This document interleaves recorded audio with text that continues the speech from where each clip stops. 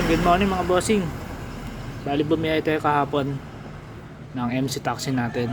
So umulan. Umulan nung gabi na. Pero nung umaga maganda panahon, ang init. Maganda siya bumiyahe. So nung bandang gabi na, ito share lang po ulit to sa mga naka YTX owner. Pero maraming gumagawa na itong ibang motor. Ang mga sniper, raider. Yung problema nila sa talsik. Ganun din kasi problema ko dito sa motor ko nito. Sobrang talsik. Kaya nakakaya sa customer. Kaya ganito ginawa ko mga bossing. 4 share lang to. Ito mga bossing. Ay mga bossing oh. Hindi masyadong kita yan. Nilagyan ko siya ng tabing dito. Ito mga bossing. Nilagyan ko siya ng tabing dito. Para yung talsik niya hindi pupunta dito sa paa ng customer. Kasi yung paa ng customer wala naman dito eh. Andito lang sa gitna. Dito. So walang talsik dito. Yung talsik niya dito lang oh. Kunting-kunti lang yan. Tsaka sa baba lang. Yung kabila niya mga boss. Ano mga bossing oh.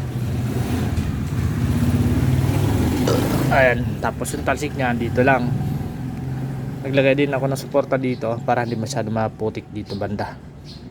Ayan. Ayan lang.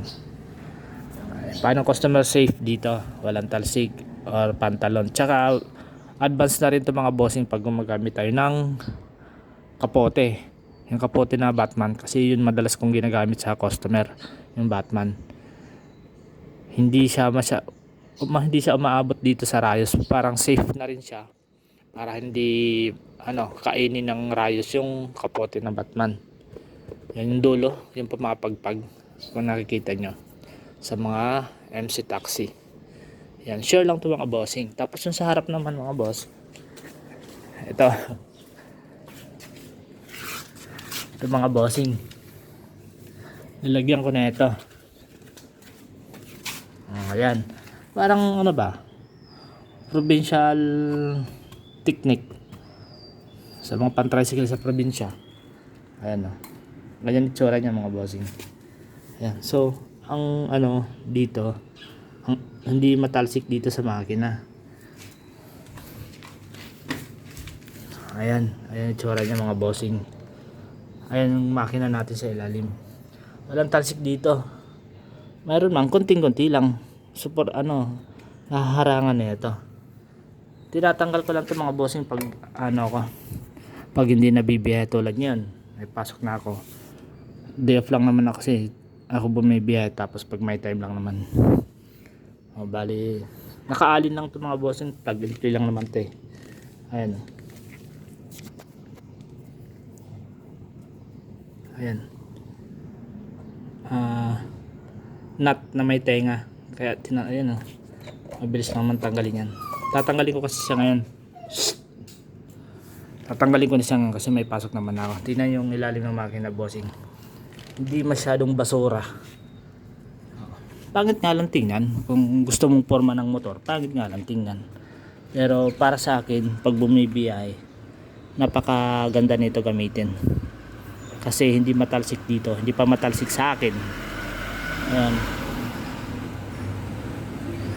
Yung nabili ko kasi mga bossing na nabili ko ditong mga boss. Yung parang extra tapaludo siya dito. Nung nakaraan na i-vlog ko na hindi ko pa maipakita kasi mahirap ikabit eh. Tumutukod kasi. Tumutukod dito. May angkas tayo. Tapos naka single shock ako dito. Sumasagad sa sa undernet kaya hindi ko mailagay. Tsaka medyo malapad siya. Pang sniper lang talaga eh. Akala ko pwede dito. So malapad pala siya.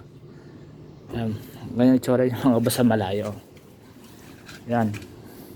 Talagang safe na safe yung niya ng paa ng customer.